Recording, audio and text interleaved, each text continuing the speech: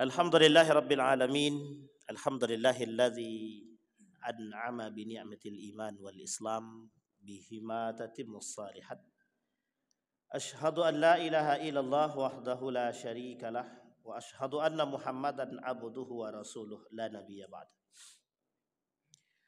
Allahumma salli ala Muhammad wa ala ali Muhammad fil alamin innaka Hamidum Majid.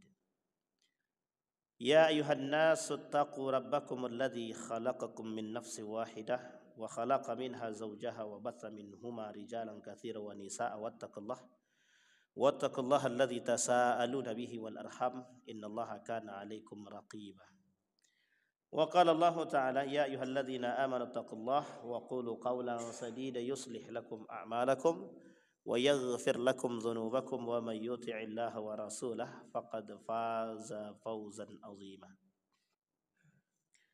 Puji syukur kehadirat Allah dengan mengucapkan alhamdulillahirabbil alamin, berselawat kepada Nabi dengan mengucapkan Allahumma shalli ala Muhammad wa ala ali Muhammad fil alamin innaka Hamidum Majid.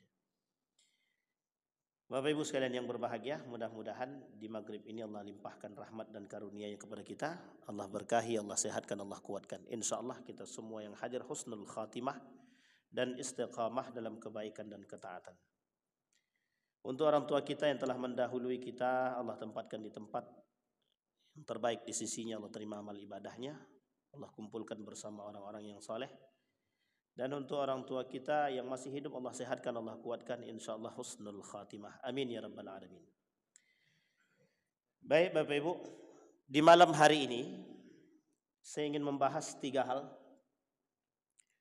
Yang pertama, hal pertama yang mau saya bahas, qaulaz zur, perkataan dusta. Yang kedua, syahadatuz zur, kesaksian palsu. Yang ketiga, al-halaful kadhib, sumpah palsu. Jadi semuanya palsu. Mulai dari qaulaz zur, perkataan palsu atau dusta. Yang kedua, syahadatuz zur, kesaksian palsu. Yang ketiga, al-halaful kadhib, sumpah palsu. Jadi semuanya palsu. Memang hidup ini banyak manipulasi. Saya mulai dari satu hadis dari baginda Nabi Muhammad SAW. Hadis ini familiar dan populer. Ra'suz dzunubi al-kadzibu. Kepala dari sekian banyak dosa itu. Jadi kepalanya di antara dosa itu al-kadzib, dusta, kepalsuan, manipulatif. Jadi kalau dalam hadis Nabi yang lain kata Nabi, ada orang yang berdusta itu di hadapan Allah itu yuktaba indallahi kadzab. Allah memandang dia sebagai ahli dusta. Jadi kalau ada manusia yang sekali berdusta itu enak rasanya dusta. Berbohong itu dianggap enak, jadi akan terus menerus deh. Jadi menjadi satu ahli dusta. Nah, kadzab di sini jamak dari kalimat kadzibun. Kadzibun, kadzibani. Kalau banyak pelakunya dan sering dia melakukan dusta ini, kadzab namanya. Makanya ada namanya Musailama al-Kadzab. Siapa Musailama al-Kadzab itu? Nabi palsu yang ada pada masa era pergantian dari baginda Nabi Muhammad SAW sampai kepada masa Abu Bakar Siddiq. Jadi pada masa Abu Bakar itu tugasnya banyak. Tugas yang utama Abu Bakar ketika itu mengumpulkan Al-Quran dengan Umar bin Al-Khattab. Ternyata dilalah di tengah perjalanan pengumpulan Quran tadi. Ada yang harus dilakukan oleh Abu Bakar Siddiq. Yang pertama, manusia murtad. Alladzina yartadduna an dinil Islam, mereka yang keluar daripada agama Islam. Wafat Nabi yang murtad banyak. Nabi masih hidup, ini kita lihat sesi pemurtadan. Kita lihat dalam sejarah di mana momen-momen terjadi murtad. Momen pertama terjadi pemurtadan itu bukan pemurtadan, terjadinya irtadda yang keluar daripada Islam. Yang pertama ketika Nabi diperintahkan oleh Allah merubah kiblat. Nanti kita lihat sisi dusta daripada kaum Yahudi dan Nasrani. Ketika peralihan kiblat yang sekarang disebut dengan Masjid Qiblatain. Masjid Qiblatain. dari menghadap ke Masjidil Aqsa langsung diperintahkan fawalli wajhaka syatral Masjidil Haram. Balikkan dan hadapkan wajahmu ke Masjidil Haram. Dipindah tuh 180 derajat Celcius. Langsung menghadap ke Masjidil Haram. Langsung ketika itu kaum Yahudi langsung murtad. Jadi yang murtad pertama itu siapa? Yahudi. Kemudian yang murtad selanjutnya siapa? Yang murtad selanjutnya itu kaum-kaum munafik yang keluar daripada barisan Nabi. Kenapa dia keluar? Dia mengikut kawannya. Tapi satu sisi dia tak jadi ikut. Satu sisi ikut kawan, satu sisi ikut muslim. Jadi dia abu-abu. Nah, itu yang banyak pada masa Nabi, abu-abu. Apa tujuan Allah merubah dari kiblat dari Masjidil Aqsa ke Masjidil Haram? Satu aja. Allah pengen tahu mana yang betul-betul beriman kepada Allah. Akhirnya nampak, kata Yahudi, kami beriman kepada Muhammad karena Muhammad kiblatnya sama. Kami orang Yahudi kiblatnya juga Masjidil Aqsa. Karena kami tahu di dalam Masjidil Aqsa itu ada yang kami inginkan, kiblatnya sama, kami masuk Islam. Ternyata setelah dipindahkan kiblat mereka langsung berdusta, berbalik langsung. Apa dia kata? Muhammad penipu, Muhammad perusak, Muhammad bukan dari golongan kami dan lain sebagainya. Salah satu alasan Yahudi kenapa tidak mau beriman kepada baginda Nabi, karena Muhammad bukan dari golongan mereka, bukan dari Bani Israel. Padahal kakeknya sama, Ibrahim. Jadi ini poin penting. Di mana letak dustanya? Kedustaannya adalah mendustakan Allah dan Rasulnya. Irtadda an dinillah. Ketika mereka keluar daripada agama Islam, mereka sudah mendustakan Allah dan Rasulnya. Maka di situ kelihatan tuh yang pura-pura beriman itu siapa? Dua. Pura-pura beriman ketika itu pada masa Ahdul Madinah atau Ahdul Yasrib namanya. Pada masa era perubahan dari Yasrib ke Madinah itu, perubahan nama dari Yasrib ke Madinah, itu dua yang melakukan kedustaan. Satu orang kafir, Yahudi, Quraisy dan lain sebagainya macamnya. Yang kedua orang munafik. Nah, jadi munafik itu dari dulu sampai sekarang ada terus tuh Pak. Saya bawa bukunya Pak. 30 tanda orang munafik Dr. Ed Al-Qarni. Munafik secara keyakinan. Oh, itu berat sekali kajiannya itu. Terlalu banyak manusia munafik di muka bumi ini. Sehingga susah mencari mana yang tak munafik itu susah. Jadi hanya orang-orang yang berpegang teguh dengan agama dan nilainya. Kembali kepada poin tadi. Pada masa peralihan yang pertama. Yang kedua, orang yang murtad yang terjadi murtad besar-besaran ketika wafatnya baginda Nabi Muhammad SAW. Jadi ketika baginda Nabi wafat, itu yang di Mekah, setengah penduduk Mekah murtad.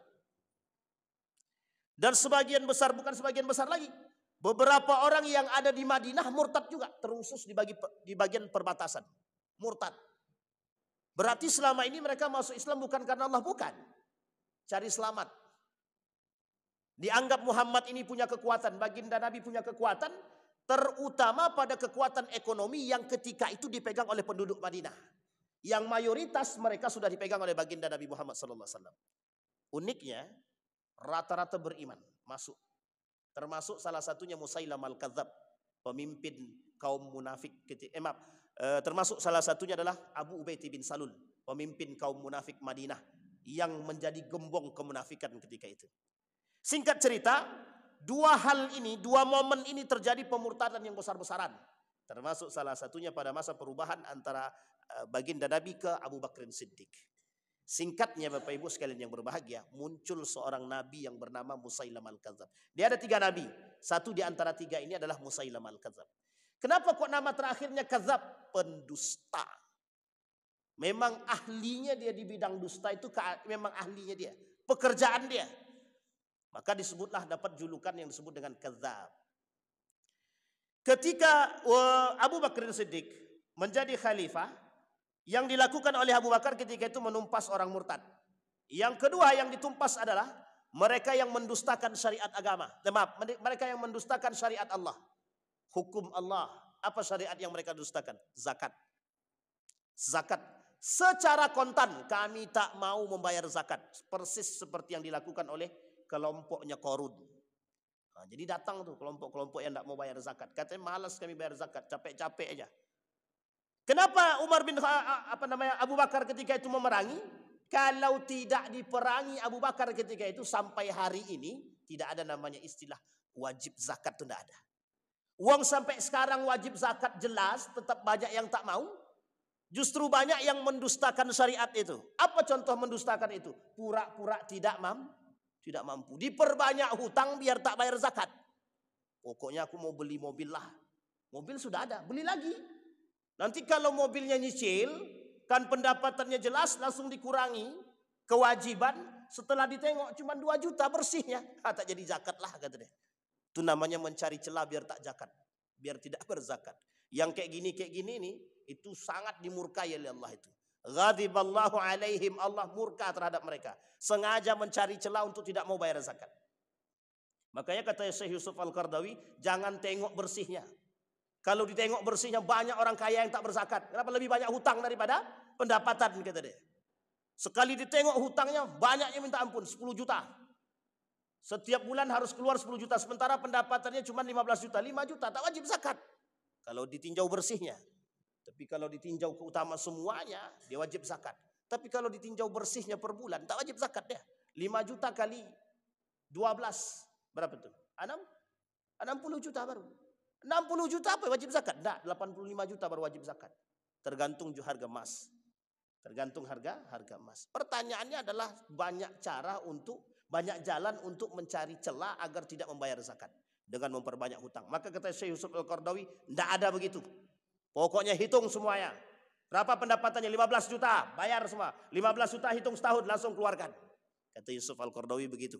Karena kalau ditunggu bersih, tak ada yang mau berzakat. Banyak orang berdusta, banyak, termasuk pada masa itu. Pengikut baginda Nabi Muhammad SAW yang murtad dari Islam, kemudian banyak orang Muslim yang tak mau bayar zakat, diperangi sama Abu Bakar, dirampas, diambil hartanya. Disampaikan oleh Abu Bakar bahwa wajib zakat, sekalipun baginda Nabi meninggal, zakat wajib. Yang kedua, yang ketiga, muncul Nabi palsu yang disebut dengan Musailamah Al-Kadzab di perbatasan, yang ingin ketika itu melakukan tandingan terhadap Al-Quran. Dia mendustakan agama yang dibawa oleh baginda Nabi Muhammad sallallahu alaihi wasallam. Jadi ketika pemurtadan ini dilakukan oleh Abu Bakar Siddiq, begitu juga dengan Umar bin Khattab, sampai-sampai urusan pengumpulan Al-Quran ditahan. Nanti dilanjutkan kembali pada masa Utsman bin Affan, sekaligus ditadwinkan, dicetak langsung atau dijilid langsung. Ini masa kedustaan. Nah, dalam poin hari ini kita bahas yang pertama qaul zur, perkataan dusta. Kalau perkataan dusta ini kita sudah banyak temukan dan Nabi sendiri sudah bilang, sudah katakan kelak di akhir zaman akan muncul 70 para pendusta, dan kita sudah tahu itu 70 para pendusta itu hanya bahasa kiasan. Kata ulama hadis bukan 70, lebih banyak manusia yang lebih. Kita ambil contoh bahasa kiasan ini. Kata Nabi, kelak di akhir zaman umatku ini akan terpecah menjadi 73 golongan. 71 Yahudi, 72 Nasrani, 73 umat Muslim. Semuanya 71, 72, 73 semua masuk neraka kecuali satu, Ahlus Sunnah wal Jamaah. Ini ternyata bahasa kiasan. Maksudnya apa? Saking banyaknya aliran sesat kelak yang akan muncul di muka bumi ini. Dari data yang kita terima dari Majelis Ulama Indonesia, lebih daripada 1000 aliran sesat di Indonesia. Lebih daripada 1000. Pertanyaannya, sedikit apa banyak? Sedikit atau banyak? Banyak. Dan tersebar di beberapa kota. Termasuk salah satunya di Provinsi Riau. Ada banyak aliran-aliran sesat rupanya. Ada Syiah, ada Khawarij, ada kelompok kajian yang menghalalkan memegang istri orang. Nah, coba bayangkan tuh. Jadi halal memegang istri orang. Atau ada syarat, jika anak gadis jamaah itu mau menikah, harus diuji dulu oleh mursyidnya. Nah, ini sesat betul itu, bukan sesat lagi, digandal aja kepala bapaknya sekalian itu. Itu aneh itu Pak, betul-betul aneh itu. Dan uniknya itu ada pengikutnya itu. Nah, itu aliran sesat. Kembali kepada poin tadi, itu bahasa kiasan kata Nabi. Berarti sab'ina kadzaban itu apa? Akan banyak muncul ribuan manusia para munafik pendusta. Qaul zur, perkataan dusta. Perkataan dusta ini disematkan kepada orang-orang para pelaku dusta yang oleh Nabi, baginda Nabi Muhammad SAW, mereka yang berdusta maka akan disematkan oleh Allah, akan dijuluki oleh Allah para pendusta di mata Allah. Pertanyaannya, dusta yang seperti apa? Satu, dusta untuk diri dia sendiri. Yang kedua, berdusta atas nama agama. Yang ketiga, berdusta atas nama Allah dan Rasulnya. Ketika berdusta atas nama diri sendiri, inilah yang disebut dengan ayatul munafik salasa. Tanda orang munafik 3. Idza haddatsa kadzaba wa idza wa'ada akhlafa wa idza tumina khana. Ketika bicara dusta, ketika berjanji mengingkari, ketika dikasih amanah berkhianat. Tapi ada poin yang lebih besar 2. Berdusta atas agama, atas nama agama, dan berdusta atas nama Allah dan Rasulnya. Memang agak mirip. Man kadzdzaba alayya muta'ammidan falyatabawa maq'adahu minan nar. Barang siapa yang berdusta atas namaku, kata Rasul, sudah disediakan oleh Allah neraka. Nerakanya jahanam. Ada orang yang berdusta atas nama agama. Ada. Apa contohnya? Menjual agama untuk segala hal. Mohon maaf ya, jangan tersinggung Pak ya. Jangan tersinggung pokoknya. Kalau tersinggung berarti pelaku. Kalau tak tersinggung alhamdulillah. Ada orang kampanye dengan agama. Orang yang kampanye dengan agama itu dusta agama. Dusta agama, dusta agama. Kenapa? Yang paling enak untuk dijadikan kampanye di akhir zaman itu memang agama. Memang agama. Karena orang banyak tertipu dengan lisan yang menjual agama. Ada Allah sebutkan dalam Al-Quran. Ada yashtaruna bi ayati samanan qalila. Mereka memperjualbelikan agama dan dusta. Dan disampaikan tuh. Yang ketiga, orang yang berdusta atas nama Allah dan Rasulnya. Demi Allah, sama, bagian daripada qaul zur. Atau ada yang mengatakan ayat Al-Quran pada hakikatnya bukan ayat Al-Quran. Ketika dia berbicara di depan orang, wa qala Allahu ta'ala, dibicara begitu. Dia tahu yang mendengarkan ini enggak mengerti Al-Quran, dia sampaikan persoalan Al-Quran padahal bukan Al-Quran, dia berdusta atas nama Allah. Dan ini yang dikatakan oleh baginda Nabi Muhammad SAW. Banyak orang yang menyebarkan hadis-hadis palsu dan semua berdusta atas nama Rasulullah. Maka Bapak Ibu sekalian yang berbahagia, ketika perkataan Nabi yang memang bukan Nabi yang berbicara, ini harus kita cross check dulu kebenarannya. Yang kita takutkan bukan perkataan Nabi, kita katakan perkataan Nabi. Oh ini masalah. Contoh, an-nadhafatu minal iman. Itu bukan perkataan baginda Nabi. Hadisnya palsu. Tapi kami tahunya an-nadhafah minal iman. Kata para ulama hadis, hadisnya palsu. Berarti dusta. Dusta. Tapi ada yang mengatakan hadisnya dhaif jiddan. Baiklah, kalau ada yang katakan hadisnya dhaif jiddan, setidaknya itu mendekat kepada keragu-raguan. Maka kata seorang ulama hadis, ya Syekh Ali Mustafa Ya'qub bilang an-nadhafatu minal iman itu adalah hadis palsu. Seorang pakar hadis Indonesia. Kata ada. Baik, itu qaul zur, perkataan dusta. Sekarang kita lihat pada poin perkataan dusta ini.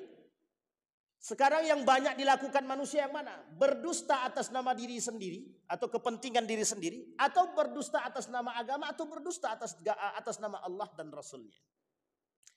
Orang yang berdusta atas nama sendiri, dia bagian daripada kemunafikan, tapi nifaknya nifak kecil. Munafik kecil. Ada orang yang berdusta atas nama agama dan Rasulnya dan Allah, maka mereka masuk dalam kategori nifak akbar. Munafik yang besar. Ini poin penting Pak. Jadi jangan coba-coba mempermainkan agama. Jangan dianggap isu agama itu mudah dipermainkan. Tantangannya adalah menjadi manusia munafik. Orang munafik yang munafiknya seperti ini, nerakanya sudah disiapkan jahanam. Uang munafiknya sifat saja bisa berbahaya, apalagi munafiknya secara i'tiqadi, keyakinan. Oh ini masalah Pak. Apa contoh orang yang berdusta atas nama Allah, mempermainkan syariat dan agama? Apa contohnya? Orang-orang yang memunculkan aliran sesat. Orang-orang yang memunculkan aliran-aliran yang tak sejalan dengan agama. Ini Bapak Ibu saya sampaikan. Dulu kami pernah menemukan, ini berulang kali saya ceritakan. Ada aliran sholat tanpa sehelai benang pun. Itu yang untung siapa, yang buntung siapa kita tidak tahu. Jadi Bapak Ibu boleh sholat, mereka harus sholat tidak boleh menggunakan sehelai benang pun, biar lebih suci. Gitu. Jadi sholatnya bertelanjang dan tak boleh di tempat umum, harus di kamar suami istri. Itu pernah ada dan pernah tenar pada masanya. Apalagi sekarang nih banyak orang-orang yang mengatasnamakan Allah. Aku mendapat mimpi, dapat wahyu dari Allah bahwa engkau adalah istriku. Nah, ini nampak kali sesatnya itu. Makanya ada film namanya Walid Nak Dewi. Itu film itu diambil dari cerita fakta. Bapak Ibu bisa temukan cerita itu di mana-mana. Kalau mau tahu cerita itu banyak di mana, datanglah ke Indonesia. Banyak di beberapa tempat ada bisa kita temukan. Mau di Sumatera, Pulau Jawa ada yang mengatasnamakan begitu. Dan uniknya ada orang yang berdusta atas nama agama dan syariat. Kita ambil contoh. Ini mungkin agak bisa dikategorikan kepada sedang mendukung ibu-ibu. Kemarin malam ada yang datang begini, Ustadz, demi Allah Pak Ustadz, ane pengen nikah lagi Pak Ustadz. Kenapa? Istri ane itu Ustadz, nggak mau dia, ane ajak, nggak mau dia. Kan poligami ini Ustadz sudah sunnahnya Nabi, harus kita turuti. Gitu. Saya bilang, Anda tahu dari mana? Hadis Nabi Pak Ustadz. Kita tanya, kita cari, kita telusuri. Ternyata dia sudah suka sama perempuan lain. Ini nafsu setan saya bilang. Ini Anda berdusta atas nama hadis Nabi. Anda gunakan hadis Nabi untuk memenuhi kepentingan dan hasrat. Haram. Dosa besar. Menggunakan ayat Al-Quran demi kepentingan. Menggunakan hadis Nabi untuk memuaskan hasrat. Itu yang paling banyak terjadi di akhir zaman. Lisan berbicara untuk membenarkan perbuatan. Tapi dalam hati dia ada kepentingan. Bukan untuk maslahat. Saya tak kata siapa-siapa. Tapi itu yang kita temukan. Banyak orang berkata dengan Al-Quran, dia paham betul dengan Al-Quran. Paham betul. Tapi dia jadikan Al-Quran ini untuk menutupi kesalahan dia. Dia jadi seolah-olah dalil yang dia sampaikan itu menutupi kebusukan dia. Boleh begitu? Tak boleh. Ada orang salah. Dia lakukan satu perbuatan yang salah. Dia kata, Nabi pernah buat begitu. Kita ambil contoh. Ini saya kasih contoh, ilustrasi, tapi jangan dicontohkan. Khusus bapak-bapak, jangan dicontohin. Nabi satu ketika sedang duduk di pohon kurma. Ketika duduk di pohon kurma, lari seorang pemuda di hadapan Nabi. Ketika itu Nabi sedang duduk. Sedang duduk Nabi di situ. Kemudian datang tentara Quraisy mengejar pemuda tersebut. Berhenti di hadapan Nabi, dia tanya begini. Hei, adakah kau melihat seorang pemuda lari di sini? Kemudian Nabi bilang begini.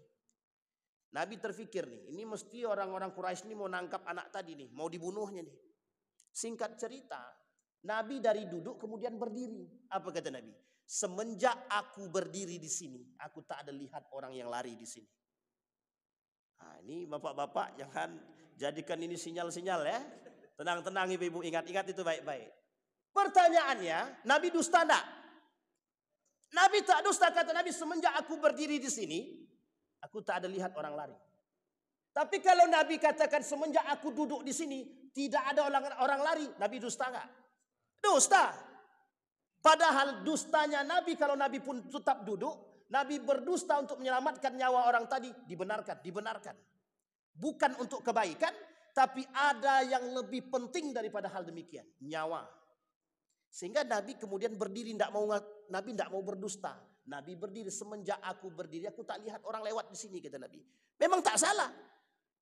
Nabi mempertaruhkan nyawa orang. Yang uniknya itu oleh suami-suami dijadikan tadi aku tidak ada, demi Allah aku tidak pernah dusta. Semenjak aku berdiri di sini aku tak ada lihat perempuan manapun. Iya tadi pas duduk, itu masalahnya. Ini poin penting Pak. Jadi jangan salah. Yang dipertaruhkan oleh Nabi itu apa? Nyawa.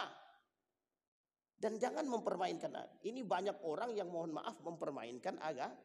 Terutama pada urusan poligami ini Pak. Banyak sekali. Jadi ada orang tadi malam bertanya tentang persoalan poligami. Dia bilang begini, aku sudah suka dengan perempuan Ustaz, gini-gini. Dicarikan alasan semua. Saya tembak langsung, itu syaitan saya bilang. Kenapa saya bilang syaitan? Kalau rumah tangga dalam pengen poligami, menikah dengan perempuan yang lain, tapi justru membuat rumah tangga yang satu lagi sudah hancur, itu sebenarnya bukan mendatangkan manfaat. Tapi justru itu yang diancam sama Allah. Dia tak berhasil membangun rumah tangga yang baik, dia hancurkan rumah tangga itu, dia cari jalan lain untuk membangun rumah tangga yang lain. Artinya, kalau pengen membangun yang baru, yang lama jangan dihancurkan. Oh tapi kan harus dihancurkan Ustaz biar lebih cantik dia. Itu lain modelnya. Ini bisa harus dipahami. Baik, qaul zur, perkataan dusta. Ada orang berdusta atas nama Allah, ada orang berdusta atas nama Rasulullah, ada orang berdusta atas nama agama, ada orang berdusta atas nama Al-Quran dan lain sebagainya. Qaul zur. Dalam keseharian kita, saya yakinnya tidak ada satupun manusia di antara kita ini yang tidak pernah berbohong, itu tidak ada. Saya yakinnya mesti ada kita pernah berbohong. Betul ya? Pernah Bapak Ibu berbohong? Adakah di antara Bapak Ibu yang tidak pernah selama hidupnya 70 tahun tidak pernah berbohong? Kalau tidak pernah saya akan tuntut ilmunya sama beliau. Tapi saya yakin tak pernah. Kenapa? Saya yakin tidak ada. Kenapa? Karena mesti kita pernah berbohong.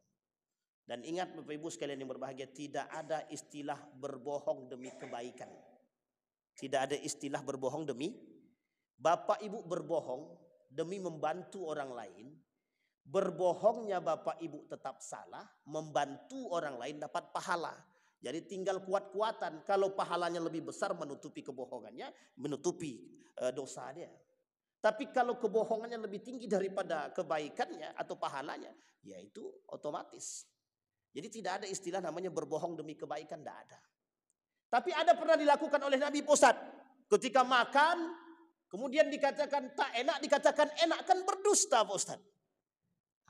Ini poin nih. Ada yang kedua lagi Ustaz.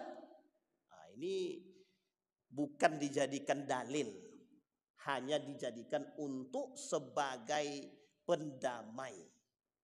Nabi lakukan ini bukan sebagai dalil, bukan. Nabi melakukan ini ingin mendamaikan hati istri dia biar tak terjadi rusaknya rumah tangga. Boleh begitu Ustaz? Boleh, tak ada salah. Tapi jangan cari celah, jangan sengaja. Itu bedanya kita dengan Nabi. Memang tak enak masakan bini aku nih. Dicarinya makan lain, rupanya bini orang lebih enak masak lagi katanya. Ini masalah. Hari ini berbohonglah dia. Kan boleh, tidak boleh kalau begitu. Yang kedua. Sekarang yang kedua adalah syahadatuz zur. Bersaksi palsu. Ini sulit nih kalau dah saksi ini. Persoalan persaksian palsu ini. Apa kata Allah? Ya ayyuhalladzina amanu kunu qawwamina lillahi syuhada'a bil qisti. Wala yajrimannakum syana'anu qaumin alla ta'dilu i'dilu huwa aqrabu littaqwa wattaqullaha innallaha khabirum bima ta'malun. Kita garis bawahi kalimatnya. Kunu qawwamina lillahi syuhada. Kemudian kalimat selanjutnya digandeng bil qisti. Jadi manusia, jadilah kalian orang-orang yang bersaksi atas nama Allah dengan keadilan dan kejujuran. Wala yajrimannakum syana'anu qaumin, jangan kalian menyiksa orang dengan persaksian palsu kalian. Paham maksudnya ini Pak? Bisa dipahami? Jangan menjadi orang yang bersaksi atas kedustaan sehingga menzolimi orang lain yang disaksikan. Kita lihat nanti di akhir apa ancaman bagi pelaku syahadatuz zur itu. Bagaimana harus menembusnya. Kata Allah dalam Al-Quran, وَلَا تَكْتُمُ الشَّهَادَةَ وَمَنْ يَكْتُمْهَا فَإِنَّهُ آثِمٌ قَلْبُهُ وَاللَّهُ بِمَا تَعْمَلُونَ عَلِيمٌ. Kata Allah, jangan kalian sembunyikan kebenaran, persaksian yang benar dari diri kalian. Karena kalau seandainya kalian menyembunyikan itu termasuk dosa yang besar, menzolimi orang, dan bagian daripada dosa hati yang kalian tak berani mengatakan kejujuran. Sekarang saya tanya sama Bapak Ibu. Adakah pelaku persaksian palsu ini? Adakah tidak? Saya kasih tahu contoh Bapak Ibu.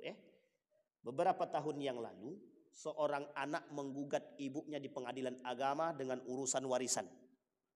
Dia masukkan ibunya ke dalam penjara dengan mendatangkan saksi palsu dari tetangga-tetangga yang sudah dia bayar hanya untuk mendapatkan warisan daripada ibu dia.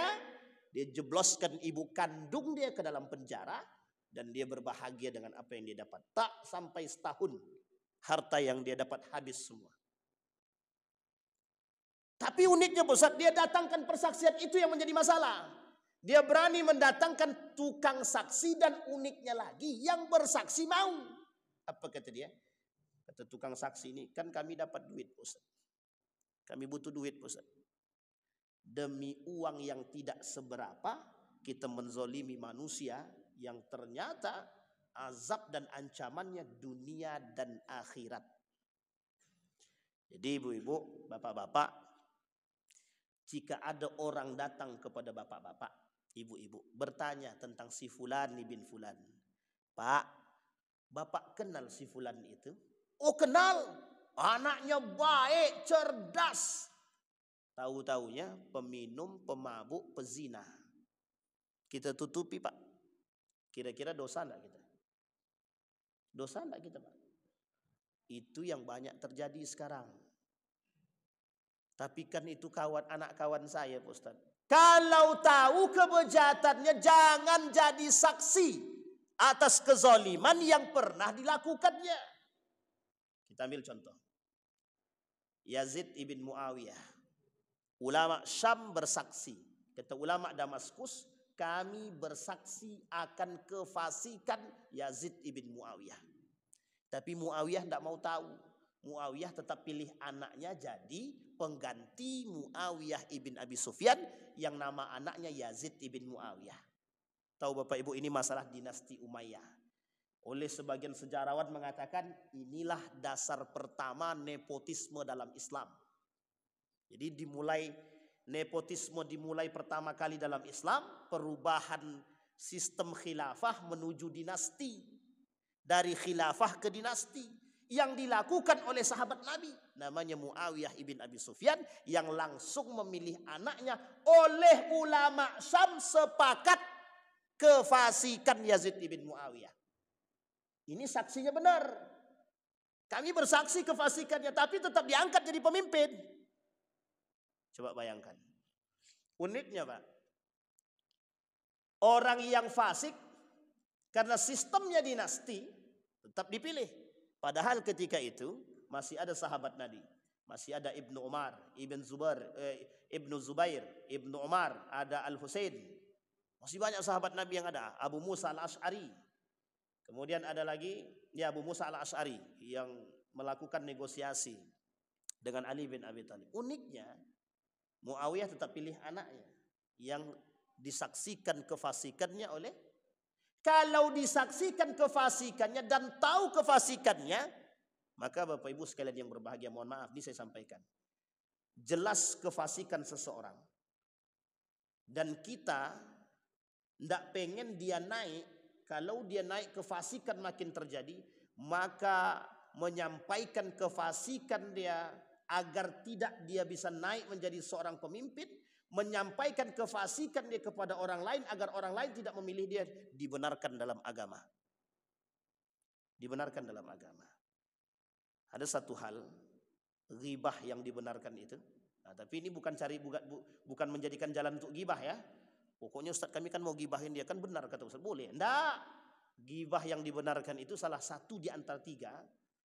Ketika ada seseorang atau rumah tangga suami istri sedang berantem, Bapak Ibu tahu aib masalah mereka, Bapak Ibu sampaikan aib ini kepada pemuka agama agar pemuka agama ini menjadi mediator dalam rumah tangga mereka.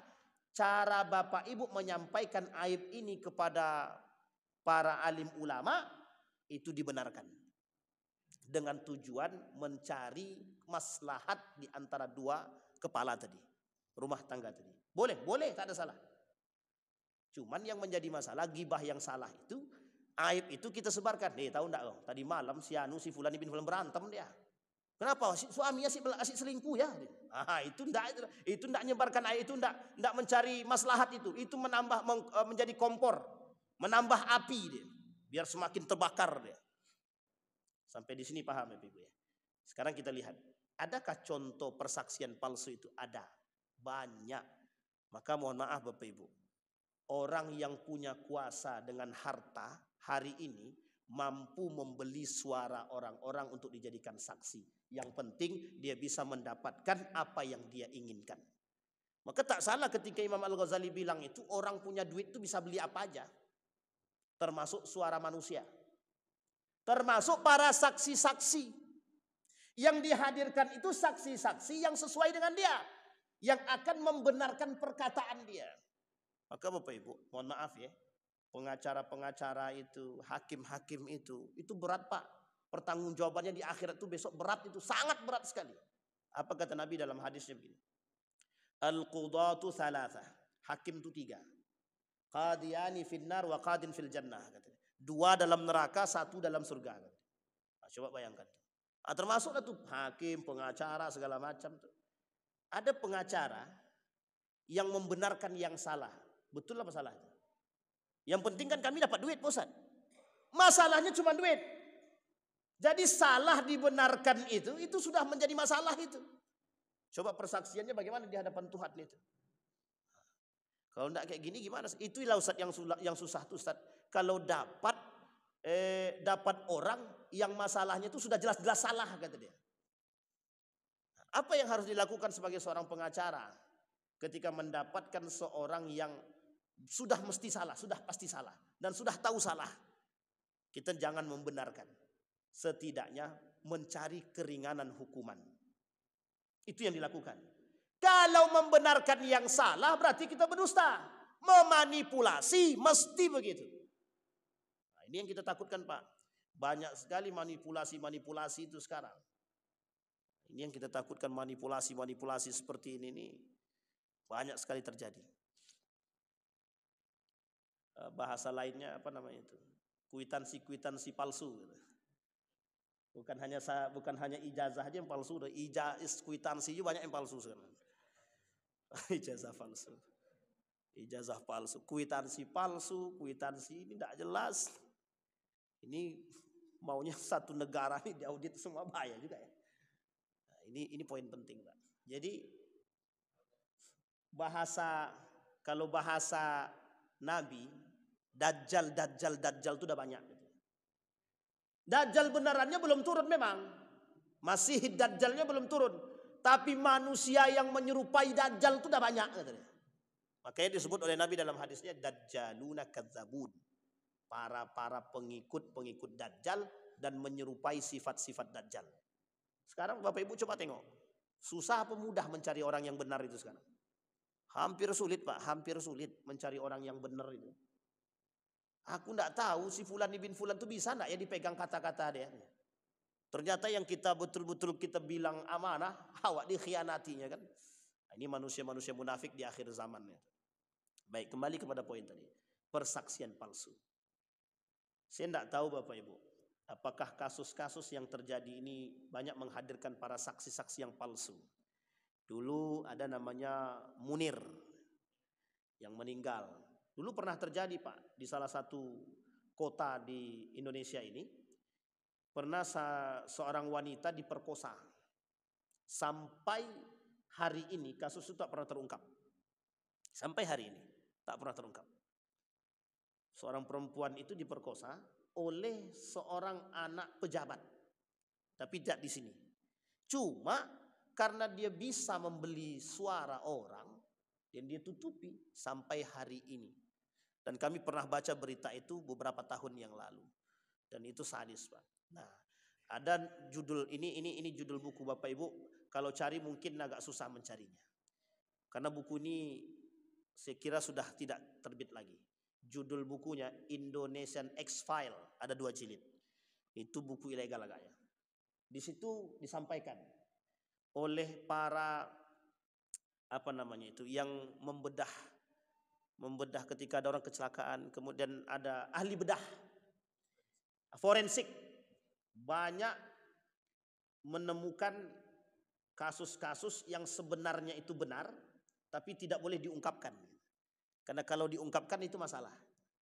Nah, ini dalam buku itu disampaikan. Judul bukunya Indonesian X-File. Oh, itu kalau dapat itu buku itu Bapak Ibu, coba bacalah. Saya sudah baca buku itu dan saya punya buku itu. Ya Allah, manipulasi semua isi muka bumi ini, Pak. Semuanya manipulasi aja isinya. Jadi menjadi manusia, seolah-olah kita di akhir zaman ini menjadi manusia yang baik itu sulit. Tantangan kita, hadapan kita dengan manusia-manusia yang sama. Karena pelaku kedustaan, kita tidak tahu mana kawan, mana lawan sekarang. Yang kita kira kawan ternyata lawan. Gitu. Yang kita kira lawan ternyata kawan. Itulah manipulasi dunia. Makanya sekarang ini disebut oleh para pengamat itu dusta global, kebohongan global.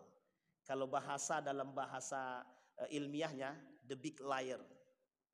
Kata Kanada, dulu Kanada pernah bilang begini. Satu ketika Kanada itu, kalau tidak Kanada, Belanda. Ketika kasus WTC, itu Amerika minta kalau tidak Kanada atau Belanda itu untuk ikut serta dalam menyebarkan isu kebohongan itu. Apa kata mereka? Amerika itu the big liar. Katanya. Pendusta terbesar di muka bumi itu tuh Amerika. Katanya. Coba bayangkan, Pak. Nah, sekarang kita tidak tahu nih apa yang mereka lakukan di balik kelilingnya Donald Trump ke semua negara-negara Islam itu. Satu jelas investasi, itu jelas tuh. Yang kedua kita tidak tahu di balik itu rencananya apa. Bisa jadi di balik alasan Bill Gates menanamkan saham di Indonesia. Nah, itu yang kita takutkan, Pak. Persoalannya itu. Sampai di sini bisa dipahami, Bapak Ibu. Yang terakhir, yang ketiga, al-halaful kadzib, sumpah palsu. Sumpah palsu ini itu banyak dilakukan oleh manusia. Aku bersumpah pokoknya, kalau aku duduk, ini tidak usah kita bahas lagi Ustaz, itu udah banyak tuh. Memang begitu isinya tuh. Memang. Sumpah yang tak pernah bisa dikerjakan. Maka kata para ulama, jangan mudah bersumpah. Karena orang yang mudah bersumpah pasti mudah mengingkari. Kenapa Donald Trump menginginkan hal demikian? Karena Donald Trump inginkan negara Yahudi. Donald Trump inginkan cita-cita Israel. Tapi bagaimana caranya? Semua muka dunia ini sekarang menganggap Israel ini sudah genosida. Tapi cari cara yang lain. Dibuat manipulasi sedemikian rupa. Ada perjanjian Abraham. Ada perjanjian A, B, C, D. Investasi. Donald Trump menjanjikan kepada Saudi Arabia itu membantu pariwisata Saudi Arabia. Dengan catatan Saudi Arabia mau berinvestasi ke Amerika dan ada dannya, Pak. Mau ikut serta dalam perjanjian Abraham. Bapak Ibu harus paham perjanjian Abraham itu apa. Yang punya Abraham itu cuma satu, Pak. Yang punya Abraham yang ada bahasa Abraham itu cuma satu yang punya. Yahudi. Selain Yahudi tidak ada yang punya Abraham. Karena pemahaman Yahudi cuma satu. Agama Abraham. Namanya Abrahamic religion. Coba bayangkan. Itu kedustaannya bagaimana model permainannya. Makanya disebut dengan dusta global sekarang. Manipulasi global. Uniknya. Kita yang akal sehat tadi dibuat tidak sehat. Disuruh mengikuti urusan-urusan yang seperti ini. Dipaksakan untuk mengikuti itu. Biar urusan yang lain terasingkan dan tidak tercover dan tidak terfikirkan. Kita ambil contoh. Ada yang lebih berbahaya daripada itu? Banyak, Pak. Persoalan vaksin itu berbahaya. Persoalan minuman keras itu berbahaya. Pertanyaan saya, ada yang lebih berbahaya? Ada. Persoalan pemboikotan produk Israel. Itu jauh lebih berbahaya, Pak. Kalau kita umat muslim tidak ada yang mau memboikot produk Israel. Coba bayangkan berapa juta yang mereka hasilkan setiap hari. Dan mereka gunakan untuk membeli alat hanya untuk menghancurkan. Coba bayangkan. Cara mereka menutupi dengan tangan-tangan yang lain. Hidup ini cuma manipulasi. Datang orang-orang yang bersumpah. Wallahi, wallahi, wallahi. Bersumpah atas nama Allah. Bersumpah atas nama Rasulullah. Uniknya lagi. Ada orang bersumpah. Yang sekarang ini bisa kita temukan, Pak. Kami bersumpah pocong, kata dia. Astagfirullah wa atubu ilaih. Bersumpah atas nama Allah dan Rasulnya. Jika diingkari wajib bayar kafarat, wajib. Orang yang bersumpah atas nama Allah wajib bayar kafarat, setidaknya puasa 3 hari. Wajib bayar kafarat. Ini ada orang bersumpah atas selain Allah, kafir. Orang yang bersumpah atas selain Allah, selain agama, kafir. Bisa dipahami Bapak Ibu ya? Ada 3 poin. Maka apa ancaman ketiga-tiga ini?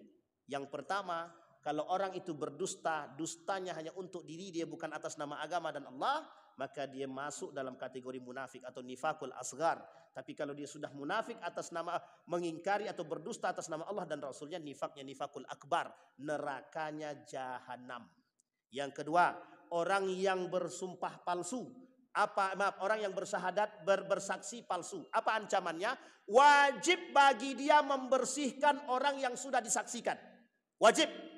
Kalau orang yang disaksikan itu ternyata mengalami kerugian materi, wajib diganti di dunia.